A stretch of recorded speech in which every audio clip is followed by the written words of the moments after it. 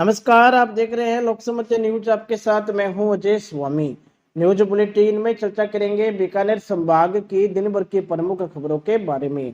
खबरों की अपडेट के लिए जुड़े रहे लोक समाचार न्यूज चैनल के साथ। चैनल को सब्सक्राइब करें, साथ ही बेल आइकन को जरूर दबाएं ताकि खबरों की पल पल की अपडेट आपको मिलती रहे। शुरुआत करेंगे खबरों की। श्री गंगानगर के जनता हॉस्पिटल में डिलीवरी के दौरान विवाहिता की मौत हो जाने के बाद परिजनों की ओर से डॉक्टर पर लापरवाही का आरोप लगाते हुए जमकर हंगामा किया गया। जानकारी के अनुसार गुरु नानक बस्ती गली नंबर 2 की निवासी नूर बेगम पत्नी अकरम खान को बीती रात प्रसव पीड़ा होने पर जनता हॉस्पिटल में भर्ती करवाया गया था, जहां ऑपरेशन के द्वारा उनकी डिलीवरी हुई। इसके बाद नूर बेगम की तबीयत बिगड़ती गई और सुबह तक नूर बेगम की हालत काफ़ी गंभीर होने पर परिजनों ने डॉक्टरों पर लापरवाही का आरोप लगाते हुए हंगामा कर दिया। अस्पताल प्रशासन की ओर से गुस्साए परिजनों से बातचीत भी की गई, लेकिन परिजन नहीं माने और उन्होंने मुख्य मार्ग को जाम कर दिया। सूचना मिलने पर एसडीएम मनोज मीना सहित बड़ी संख्या में पुलिस दल बल मौके पर पहुंचा। रात को 8 बजे यहाँ पर जो भतीजे की मिसेज को एडमिट कराया था, डिलीवरी केस था, तो 10 बजे करीब लड़का हुआ, सही सलामत था, सारा सब बढ़िया था। और सुबह 3 बजे डॉक्टर ने कहा जी ब्लड चढ़ेगा, ब्लड ला के उन्होंने ब्लड चढ़ा दिया, ठीक है, और हमसे पूछा भी नहीं। उसके बाद सुबह 7 बजे कहते हैं जी आप इनको ले जाओ बीकानेर रेफर कर देते, हमारे पास सुविधाएं नहीं है। तो मेरा ये सवाल है कि अगर सुविधा नहीं है तो आपने पहले केस लिया कैसे? जैसे आपने आजकल कोई भी डिलीवरी करते हैं तो उसमें पता होता है कि हमें ये प्रॉब्लम आएगी, तो उसकी सुविधा रखे। जब तुम्हारे पास सुविधा नहीं तो भर्ती कैसे की? फिर उसके बाद कहते हैं कि अपने क्या नाम है उसका, इसमें रात को कहते हैं जी इसका हार्ट की वो प्रॉब्लम, धड़कन तेज़ थी, तो बिना धड़कन और बीपी चेक किए बिना तो डॉक्टर ऑपरेशन करते ही नहीं है। फिर आपने कैसे किया? बिल्कुल। और दूसरी बात ये क्या है, इसने क्या नाम है, सुबह 7 बजे की एक बात और थी, कोई भूल गया मैं।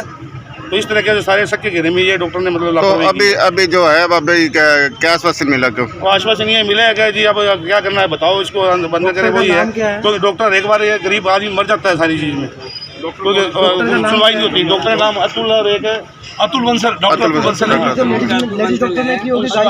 लेकिन हमारी जो चर्चा हुई है अभी तक हमारे सामने शिवांगी गर्ग है शायद, इनके कहने पर। ये तो है भी लेडी डॉक्टर आई थी, शायद आई थी, लेकिन सुबह जो डॉक्टर को बुलाया गया, जब उसकी हत्या हो चुकी है। डॉक्टर ने कारण क्या बताया? डॉक्टर कह रहा है जी हार्ट का प्रेशर इसका नॉर्मल नहीं था, और जब हमने खून चढ़ाने की कोशिश की तो बीप इसकी ज्यादा थी। लेकिन अगर नॉर्मल स्थिति में बच्ची हमारी नहीं थी तो ऑपरेशन क्यों किया? ये जनता हॉस्पिटल जहां हम खड़े हैं ये कसाई खाने हैं। सब डॉक्टर नहीं, लेकिन हमारे गंगानगर के अंदर 2-4% डॉक्टर ऐसे हैं जो सिर्फ कसाई खानों का काम करते हैं। बढ़ेंगे अगली खबर की ओर। राष्ट्रीय लोकतांत्रिक पार्टी रालोपा के सुप्रीमो हनुमान बेनीवाल आज बीकानेर के दौरे पर रहे, जहां उन्होंने मीडिया से बातचीत में कहा कि केंद्र सरकार और राज्य सरकार दोनों ने युवाओं को निराश किया है। नए केंद्र की ओर से कोई घोषणा की गई और न ही राजस्थान सरकार द्वारा की गई। उन्होंने कहा कि केंद्र सरकार में राजस्थान से 5-5 मंत्री होते हुए भी कुछ नहीं मिला। उन्होंने कहा कि हमारे मंत्री केंद्र सरकार के समक्ष सही ढंग से पैरवी नहीं कर पाए। उन्होंने कहा कि कुल मिलाकर केंद्र सरकार ने नौजवानों को निराश किया है। इसके अलावा इन्होंने राजस्थान में बढ़ते अपराध, पेपर लीक, किसानों के कर्जे माफ सहित अन्य बातों को लेकर सरकार पर निशाना साधा। जो हमारा अपराध के अंदर बहुत 23 पे पाया, 1 नंबर पे आ गया। महिला अपराध के अंदर कोई भरोसा नहीं रहा राजस्थान का। लोग लोकसभा के अंदर हमारे को कहते हैं कि साहब आपके स्टेट में कोई डिग्री मिलती हो तो बता दो ना, हमारे भतीजे को डिग्री दिलानी, भांजे को दिलानी, कौन सी यूनिवर्सिटी मिलेगी, कौन से कॉलेज। RPSC भ्रष्टाचार में अखंड डूब गई। कर्मचारी चयन आयोग पर सवालिया निशान। माध्यमिक शिक्षा बोर्ड पे सेकंड ग्रेड का जो एग्जाम उसकी CBI जांच की हम बार बार मांग करें, पेपर लीक की, बजट लीक, पेपर लीक, अपराध, किसान आत्महत्याएं, और जिस तरह के हालात राजस्थान के अंदर बने, इसको सुधारने के लिए मजबूत सरकार की आवश्यकता है। भाजपा सरकार में आना चाहती है, कांग्रेस CM अशोक गहलोत छोड़ना नहीं चाहते और पायलट CM बनना चाहते हैं। ये दूरी 3 तरफ ही घूम रही है। राष्ट्रीय लोकतांत्रिक पार्टी राजस्थान को बचाने के लिए सड़क से लेकर सदन तक लड़ाई लड़ रही है। आगे भी हमारा संघर्ष इस मामले के अंदर जारी रहेगा। किसान का कर्जा माफ करने की बात हमने दिल्ली में भी उठाई। अकेले अगर स्टेट गवर्नमेंट कर्ज माफ नहीं कर सके, दिल्ली को भी आगे आना चाहिए। दोनों को मिलकर किसान का संपूर्ण कर्ज एक बार माफ करना चाहिए। जिस तरह 89 के अंदर चौधरी देवीलाल जब बने थे वीपी सिंह प्रधानमंत्री बने, देवीलाल प्रधानमंत्री, उन्होंने कमिटमेंट किया था कि हम कर्जा माफ़ करेंगे 10,000 तक का, और वो कर्जा माफ़ हुआ था। वही हम चाहते हैं कि राहुल गांधी जब चुनाव के अंदर आए कह गए 10 दिन में कर्जा माफ़ कर देंगे, या तो उनसे पढ़वा दिया होगा, जानते नहीं हो। और मोदी सरकार ने भी कहा किसान का कर्ज माफ़ करेंगे, लेकिन कर्ज माफ़ के बारे में कोई इनका मसौदा या खाका इन्होंने तैयार है कि ये भी हम मांग करें। एक नया ये पुलिस पे हमेशा उंगली उठी, और चूंकि पुलिस की जो पोस्टिंग होती है वो आजकल एमएलए की डिजायर पे और मंत्रियों के कहने से होती है, तो वो जनता से ज़्यादा अपनी पोस्टिंग की चिंता करते हैं। आप देखिए आधे दर्जन से ज़्यादा एसपी अभी राजस्थान में करप्ट होंगे, और दर्जनों से ज़्यादा वही एसपी, आईजी और अधिकारी जो वसुंधरा सरकार में थे, वही सरकार में पोस्टिंग ले आता है, पता ही नहीं चलता। जिसमें एक दिन पहले चार्ज लगता है, दूसरे दिन उसको पोस्टिंग मिल जाती है। बढ़ेंगे अगली खबर की ओर।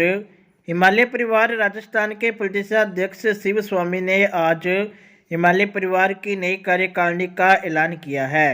इसी को लेकर हिमालय परिवार की ओर से श्री गंगानगर के एक होटल में प्रेस कॉन्फ्रेंस का आयोजन किया गया। इस प्रेस कॉन्फ्रेंस में हिमालय परिवार के प्रदेशाध्यक्ष शिव स्वामी के अलावा हिमालय परिवार के नए जिला अध्यक्ष देवेंद्र अग्रवाल, जिला महामंत्री मदन अरोड़ा और श्री गंगानगर तहसील अध्यक्ष मनीराम स्वामी भी शामिल हुए। प्रेस कॉन्फ्रेंस में हिमालय परिवार की नई कार्यकारिणी का ऐलान किया गया है। इसके अलावा सिंधु दर्शन यात्रा के बारे में बताया गया, जो हर वर्ष की तरह इस वर्ष से जून में आयोजित होगी।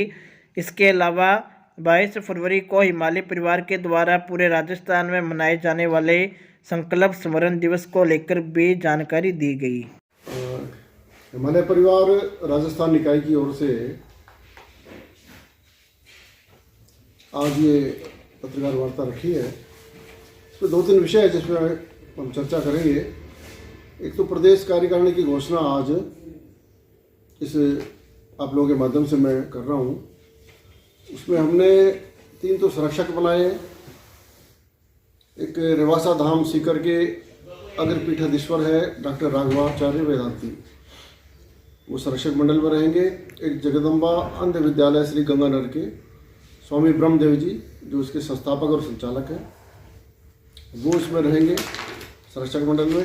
एक जयपुर के आचार्य नर्मदा शंकर जी हैं, वो पूर्व में भी संरक्षक थे, वो आगे भी भविष्य में भी रहेंगे। इसके अलावा प्रदेश कार्य समिति में 2 महामंत्री, जयपुर से मदन शर्मा जी और कोटा से सच्चिदानंद पारिक जी, वो रहेंगे।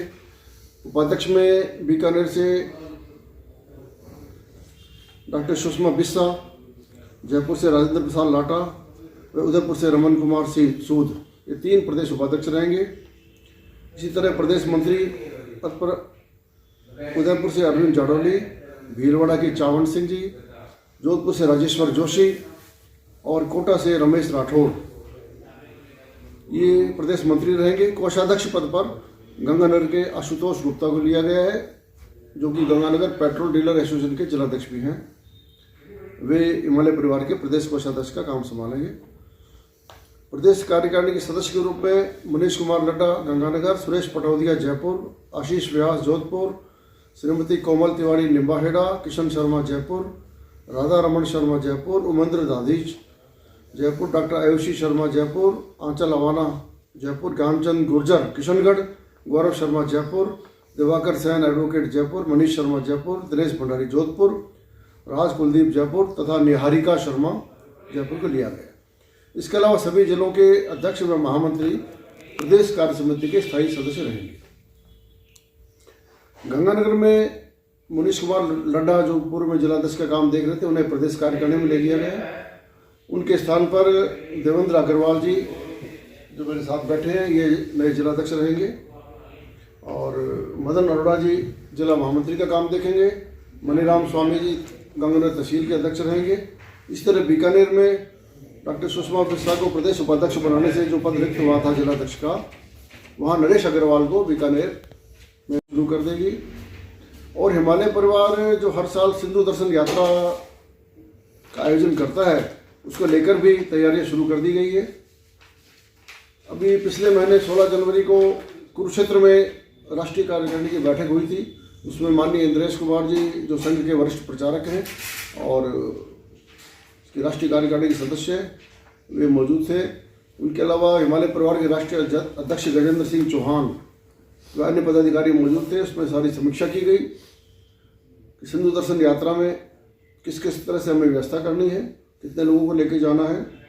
तो लगभग 2000 लोग देश भर से सिंधु दर्शन यात्रा में जून के महीने में 23 से 26 जून तक इसका आयोजन होता है लेह लद्दाख में, वहाँ पहुँचेंगे। तो उसमें राजस्थान से 200 लोगों के पहुँचने की अपेक्षा है। 22 फरवरी जो अभी जल्दी आने वाली है, 22 फरवरी को हिमालय परिवार देश भर में हर साल संकल्प स्मरण दिवस मनाता है, जिसके तहत महामहिम राष्ट्रपति के नाम ज्ञापन भिजवाया जाता है और भी कुछ कार्यक्रम किए जाते हैं। 22 फरवरी को इसलिए मनाते हैं कि 1994 के अंदर 22 फरवरी के दिन देश की संसद ने सर्वसम्मति से संकल्प पारित किया था कि पाकिस्तान अधिकृत कश्मीर, जिसे पीओके बोला जाता है, वो भारत का अभिन्न अंग है और उसे हम पाकिस्तान के कब्जे से मुक्त करा के रहेंगे, चाहे इसके लिए कुछ भी प्रयास हमें करने पड़े।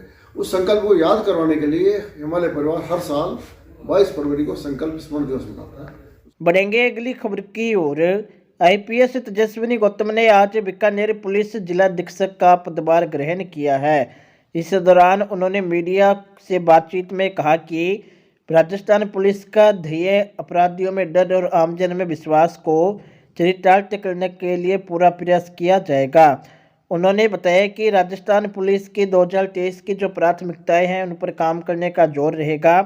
उन्होंने कहा कि बीकानेर में उनकी यह पहली पोस्टिंग है, इसलिए वह बीकानेर जिले का दौरा करके बीकानेर की भौगोलिक स्थिति और यहाँ होने वाले अपराध को समझेगी। है यहाँ पे किस तरीके का क्राइम होता है, किस तरीके के इश्यूज़ यहाँ पे अभी ज्वलंत मुद्दे हैं जो चल रहे हैं, उनके बारे में जानकारी लेकर और विगत दिनों में हर थाने की विज़िट करके थाने पे संभवतः पब्लिक से वार्तालाप करके उनसे जानकारी लेकर भी आगे कैसे हम बीकानेर पुलिस को और बेहतर पुलिसिंग दे सकते हैं, क्या उनकी समस्याएं हैं, उसके बारे में निराकरण किया जाएगा। साथ ही डीजीपी साहब के द्वारा हमारी राजस्थान पुलिस की जो 2023 की प्राथमिकताएं हैं उनके ऊपर जोर रहेगा और जो ही हमारा राजस्थान पुलिस का ध्येय वाक्य है उसको भी चरितार्थ करने की मैं अपनी पूरी टीम के साथ पूरी लगन और मेहनत के साथ कोशिश करूँगी। बीकानेर बॉर्डर एरिया है, बॉर्डर को देख कर भी कुछ जी, इंटरनेशनल बॉर्डर क्योंकि बीकानेर से लगता है और काफ़ी लंबा बॉर्डर है, तो यहाँ पे जितनी भी हमारी सिस्टर एजेंसीज़ हैं उनके साथ भी कोऑर्डिनेट करके कैसे हम बेहतर इंटरनेशनल बॉर्डर पे सिक्योरिटी को कायम कर सकते हैं, इसके बारे में भी आगामी दिनों में रूपरेखा बनाकर सतत प्रयास किए जाएंगे। मैडम, चोरियां और फायरिंग के अपराध ज़्यादा बढ़े हैं बीकानेर में भी? ये एक ऐसा पैटर्न है जो अगर आप देखेंगे तो पूरी राजस्थान के लिए कॉमन है। मैं अलवर से आती हूँ तो वहाँ पे भी इस तरीके का पैटर्न हमने नोटिस किया था। कोविड के बाद से ये एक सोशियोलॉजिकल क्राइम अगर हम इसको देखें तो हो सकता है। किस एरिया में कहाँ पर बीकानेर में जो है हॉटस्पॉट्स आइडेंटिफाई करके वहाँ पे कैसे बेहतर और पुलिस का स्ट्रक्चर कर सकते हैं, चाहे पेट्रोलिंग से चाहे बाकी हथकंडे अपनाकर, उसको बिल्कुल करेंगे और डेफिनेटली प्रयास करेंगे कि इस तरीके के प्रॉपर्टी ऑफेंसेस में कमी लाई जा सके और जल्द से जल्द कार्रवाई होके अपराधियों को सजा दिलाई जाए। अवैध खनन के ऊपर भी जॉइंट कार्रवाई माइनिंग डिपार्टमेंट और रेवेन्यू डिपार्टमेंट्स के साथ मिलकर ज़रूर करेंगे। पहले एक बार मैं खुद विजिट कर लूँ, ज़िले को समझ लूँ, क्योंकि मैं ज़िले में पहली बार आई हूँ। अगली खबर श्री गंगानगर से।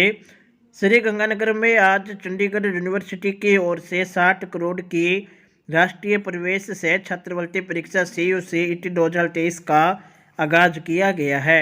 इसी को लेकर चंडीगढ़ यूनिवर्सिटी की ओर से प्रेस कॉन्फ्रेंस का आयोजन हुआ, जिसमें यूनिवर्सिटी के प्रोफेसर चांसलर डॉक्टर RS बाबा ने प्रेस कॉन्फ्रेंस में बताया कि चंडीगढ़ यूनिवर्सिटी कैंपस प्लेसमेंट के दौरान राजस्थान के 660 छात्रों को जॉब ऑफर मिले हैं।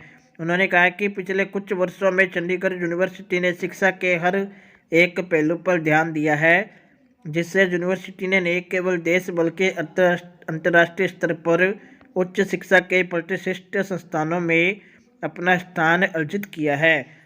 प्रेस कॉन्फ्रेंस में बताया गया कि चंडीगढ़ यूनिवर्सिटी ने NIRF रैंकिंग 2022 में 29वां स्थान प्राप्त किया है। वहीं QS एशिया यूनिवर्सिटी रैंकिंग 2023 में 150वीं रैंक के साथ एशिया के टॉप 200 विश्वविद्यालयों में शामिल होने का अपने आप नाम किया है। अगली खबर हनुमानगढ़ से। हनुमानगढ़ टाउन पुलिस ने आज जंक्शन रोड पर नाका लगाकर बिना हेलमेट व दोपहिया चलाने व कागजात के अभाव में चलानवे वाहन को सीज करने की कार्रवाई की। ASI प्रकाश चंद्र के नेतृत्व में लगाए गए नाके के दौरान कुल 29 चालान करने के साथ 3 मोटरसाइकिलों को सीज भी किया गया। यहाँ हनुमानगढ़ टाउन थाने में यहाँ पे जो टाउन जंक्शन रोड है इस पे हमने नाका लगा हुआ है, तो रोड सेफ्टी अभियान चल रहा है। तो उसमें बिना हेलमेट के वाहन चलाने वाले मोटरसाइकिल वालों के खिलाफ कार्रवाई की जा रही है। उनको समझाइश की जा रही है कि आइंदा बिना हेलमेट न चले और आवश्यक कार्रवाई की जा रही है। कितने कर दिए अब तक? लगातार जारी है, करीब 15 के आसपास चालान हुए अभी। सर क्या प्राय आपको देखना को मिल रहा है? देखने मिल रहा है कि लोग जहाँ पे नाकाबंदी होती है वहाँ लोग देख के वापस घुमाना शुरू कर देते हैं। इनको ये नहीं पता कि पीछे कोई बड़ा व्हीकल आ रहा है, उससे उसका नुकसान हो सकता है। अगला कोई बिना हेलमेट के कोई आ रहा है तो वो सोचता है कि जैसे चालान से बच जाऊँ, चोट बचनी कोई ज़रूरी नहीं है, वो ये सोचता है। जबकि हेलमेट अपनी सुरक्षा के लिए होती है। हम भी अपने बच्चों को हमेशा प्रेरित करते हैं बिना हेलमेट घर से ना निकलें। एक्सीडेंट में ज़्यादातर कारण क्या रहता है सर? कारण ये बिना हेलमेट चलाते हैं, इसलिए ये हेड इंजरी होती है। और ख़ासकर हेलमेट जो लगाते हैं वो खाली दिखावटी तौर पर चलाते हैं और नीचे जो फीता लगा होता है यहाँ पर उसको बांधते नहीं है।